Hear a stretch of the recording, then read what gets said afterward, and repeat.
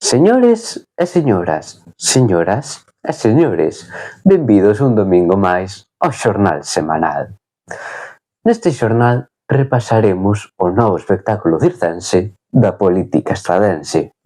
E ademais, sobre estas imaxes, máis detalles desvelaremos. Comezamos.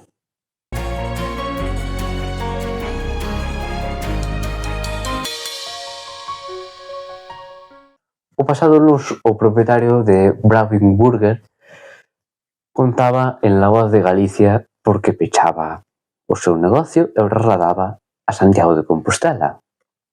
Segundo el, era porque a estrada estaba morta. Iso remataba provocando un terremoto político. O martes, Luis López Bueno, voceiro do Partido Socialista, aseguraba que o propietario tiña toda a razón. Algo que ao día seguinte Óscar Durán respondería tachando de irresponsables as súas afirmacións e ademais culpando a Pravin Gurder do seu propio peche. Tras isto, López Bueno volvía á carga e aseguraba que esas declaracións de Durán eran perfectas para un pregón de festa. E que, como el herdara un negocio e xa o tiña todo montado, pois non sabía o que era montar un negocio. E Durán volveu a responder. Neste caso, pois, que eran moi responsables estas afirmacións e que López Bueno era un maleducado, faltón, prepotente e falaba das vidas dos demais sen coñecela. O que é importante é o que dixeron tanto a COE como a Asociación de Hostaleiros. Aseguran que, pois, a nivel comercial, na estrada, igual que no resto dos lugares, pois estáse vivindo un pequeno momento de crise, pero que nin de lexos están mortos. Pero fíxense ata que nivel chegou a crítica política que unha das que podría ser das grandes noticias da semana quedou completamente opacada, e é que o goberno local vai subir as taxas de lixo para o ano. Ademais, tamén van cambiar os colectores amarelos e van intentar ampliar o número de colectores no rural.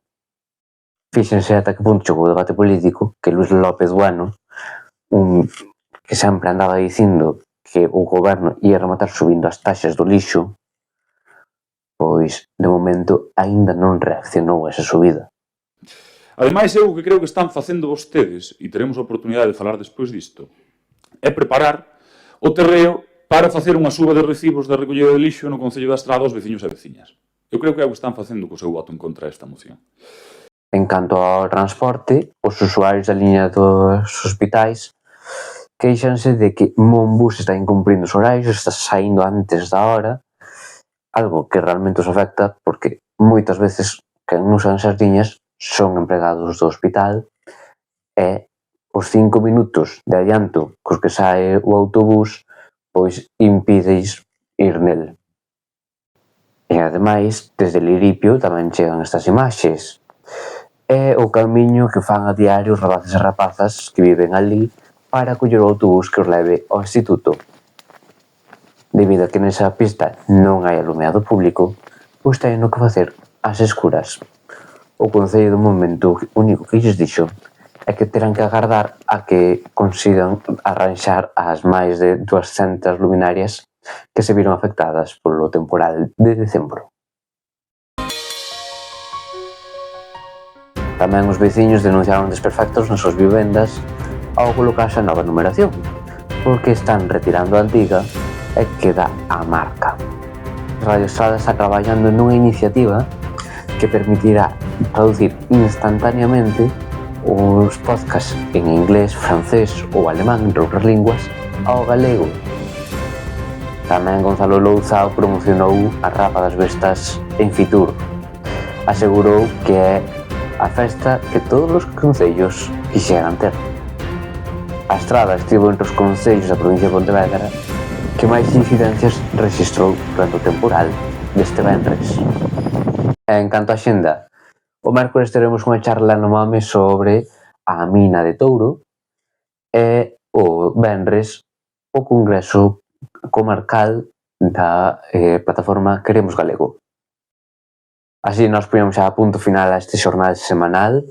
Lembren que poden acceder a estas e outras noticias a través do código QR que poden atopar ou senón a través da web xornalsemanal.com. Nós volvemos a semana que ven.